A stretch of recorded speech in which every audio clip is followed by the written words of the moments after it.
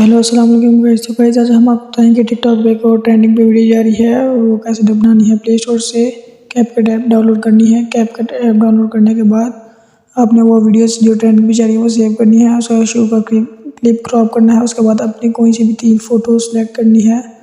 कोई सी भी 3 कर ले, 1 2 ये 3।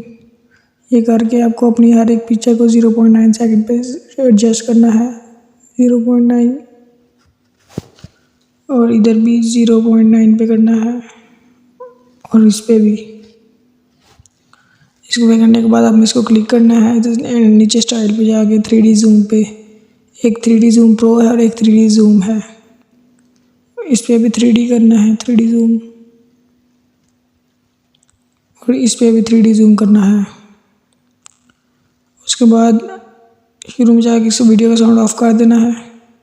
ऐड ऑडियो में एक्सट्रैक्टेड जो वीडियो आपने डाउनलोड किया वो लगा देनी है और इसका रिजल्ट ये आएगा।